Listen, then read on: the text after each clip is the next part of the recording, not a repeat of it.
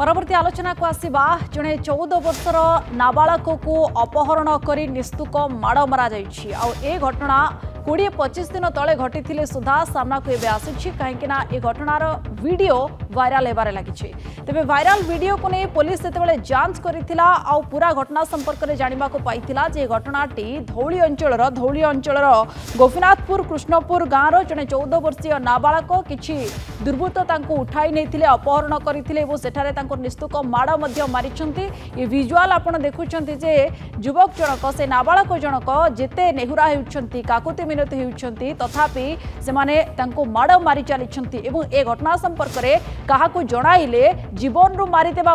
से धमक देते तेज जहाँफल कि से युवक जनक अर्थात नाबालक जनक सेठारु आसीबा पर घर को ए संपर्क में क्या किसी कही नथिले ए घटना को लेकिन जितेबाला से चुप रही परवर्ती समय एक वीडियो सोशल मीडिया रे वायरल होता आउ से वायरल वीडियो रु ही एबे सबु तथ्य सामना को आसी नाबालक अपहरण करा जायतिला प्रथमे आ कारण एबे कहा जाउछि पुलिस जांच रो जना पड़ी जे पूर्व शत्रुता रहितिला पूर्व शत्रुता कारण रो नाबालक को अपहरण करा जायतिला आउ तांको निस्तुक माड़ मध्य मरा जायतिला ए घटना रे एबे पर्यंत 7 जन को पुलिस गिरफ्त करिछि घटना रे अधिक तदंत जारी रखिछि पुलिस तेज 7 जन किए एवं कहीं कौ शत्रुता कारण नाबालक जन को उठाई नहीं माड़ मारी ए संपर्क में पुलिस जांच जारी रखी अधिक ए संपर्क में आम आलोचना करबा आम सहित भुवनेश्वर रिपोर्टर मानस महापात्र जोड़ी होती मानस ये पूरा घटनाक्रम कहुच्छी 20-25 दिन तलर वीडियो वायरल होगा सत्य सत्य सामना को आसूची युवक मैंने किए जो मैंने उठाई नहीं कौ अंचल शत्रुता कौन रही देखो धौली थाना अंतर्गत गोपीनाथपुर कृष्णपुर ग्रामर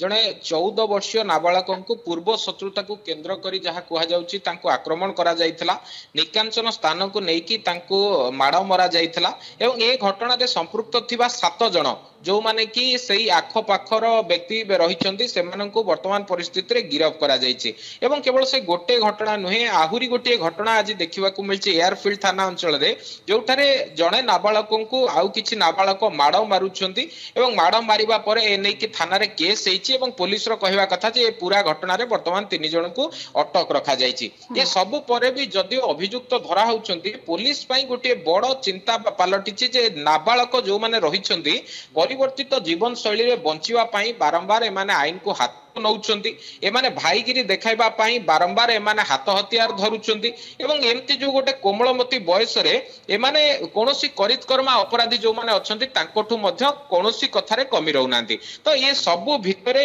किभली भाबरे एमानंको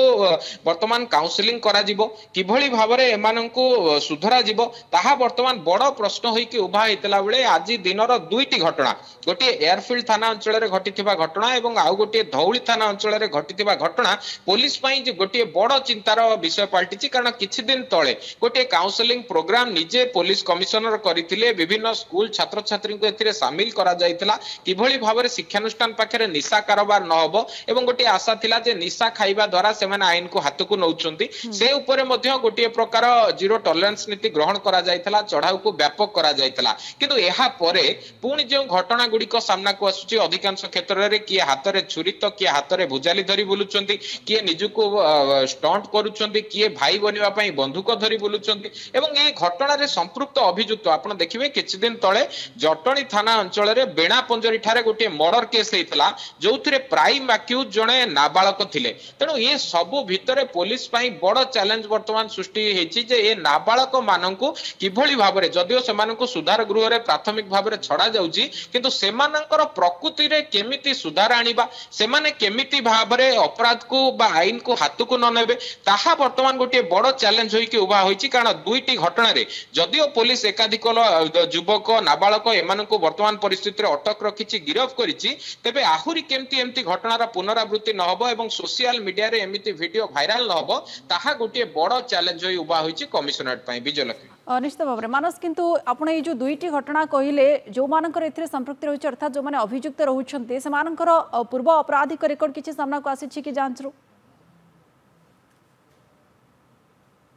देखो अपराधिक जदिओ किछि पिलांकर आसीची एवं आउ किछि पिलांकर अपराधिक कार्यकलाप सामना को आसीनी तेबे जहा जना पड़िछि गोटिए घटना जहा हेछि कि त्रिकोणीय प्रेम को नेकी एवं गोटिए जेतबेले एयरफील्ड के संपूर्ण रूपे गोटिए लव मैटर को नेकी हेछि एवं जहा कुहा जाउछि अन्य गोटिए घटना रे मध्य सेही गोटिए प्रेम को नेकी एमती घटना हेतिबा कथा संदेह करा जाउछि तेबे नाबालकक भितर एमती घटना घटुथिबा बेले ए घटनार अधिक तदंत हेबार आवश्यकता रही सेमानंकु अधिक बुझासुझा करिवार आवश्यकता रही एवं आक्यूज को भितर जेहेतु अधिकांश 18 वर्ष रु कम पिला रहिचंती सेमानंकु जेतबेले प्रथमे चाइल्ड लाइन को पठा जाउछि सेठारे किभली भाबरे तांको काउंसलिंग करा जिवो केउ परिस्थिति रे सेमान आइन को हाथ को नउचंती केउ परिस्थिति रे सेमाने एभली भाबरे कोमलमती बयस रे एमती कांड भियाउचंती ताकू नेकी तांको अधिक पचराउचरा करिवार आवश्यकता रही किंतु दुईटी घटना रे जो मानकर संपृक्ति थिला सेमानंकु वर्तमान पुलिस धरिबारे सक्षम हेछि आउ जो माने एसोसिएट थिले बा जो माने सहयोगी थिले से माने एथिरे कोन प्रकृत रे करिसंती से माने निशासक्त अवस्था रे थिले कि नाही कि से नै कि